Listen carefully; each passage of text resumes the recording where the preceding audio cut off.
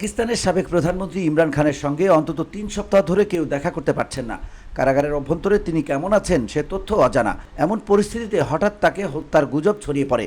ভারতীয় ও Afghan social media সাইটগুলো তাতে ঘি ঢালে। বুধবার ভারতীয় সংবাদ মাধ্যম এনডিটিভির প্রতিবেদনে বলা হয়, ইমরান খানের মৃত্যুর গুজবের মধ্যে আদিয়ালা কারাগারের সামনে বিক্ষোভ শুরু হয়।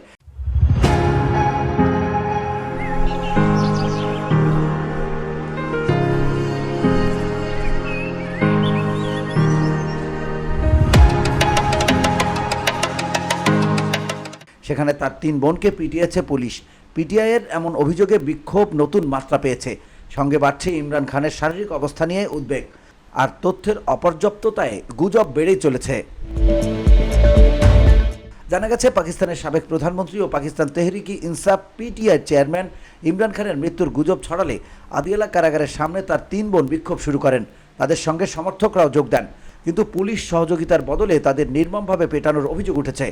ইমরান খানের বোন নরিন খান, আলিমা খান ও উজমা খান দাবি করেছেন, ভাইয়ের সঙ্গে দেখা করতে চাওয়ায় পুলিশ তাদের এবং পিটিআই সমর্থকদের ওপর হামলা চালায়। ইমরান খান 2023 সাল থেকে রাওয়ালপিন্ডির আদিয়ালা জেলে বন্দী। তার বোনদের অভিযোগ, গত 3 সপ্তাহে তারা ভাইয়ের সঙ্গে সাক্ষাতের অনুমতি পাননি। এজন্য তারা এই সপ্তাহে কারাগারের সামনে শান্তিপূর্ণ অবস্থান নিলে পুলিশ আকস্মিকভাবে লাঠিপেটা শুরু করে।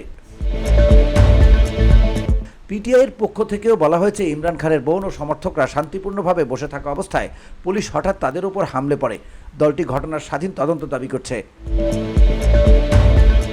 পাঞ্জাব পুলিশের আইজিপি উসমান আনোয়ারকে পাঠানো এক চিঠিতে নরিন বলেন, তাদের উপর নির্মম ও পরিকল্পিতভাবে হামলা চালানো হয়েছে। তিনি অভিযোগ করেন, আমরা তার স্বাস্থ্য নিয়ে উদ্বিগ্ন জানিয়ে শান্তিপূর্ণভাবে অবস্থান নিয়েছিলাম। কোনো রাস্তা বন্ধ করিনি, জনদুর্ভোগ সৃষ্টি করিনি, আইন ভঙ্গ করিনি, কিন্তু হঠাৎ এলাকা অন্ধকার করে দেওয়া হয়। স্ট্রিট লাইট বন্ধ করে পুলিশের নির্মম হামলা শুরু হয়।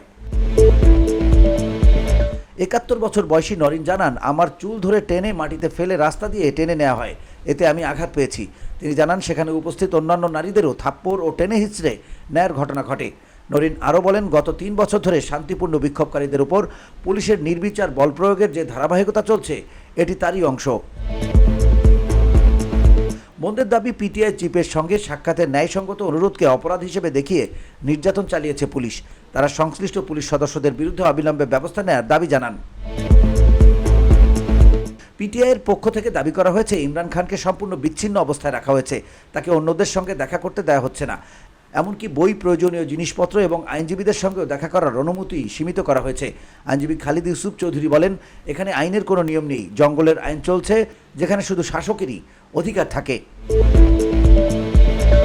VOD Bangla news desk.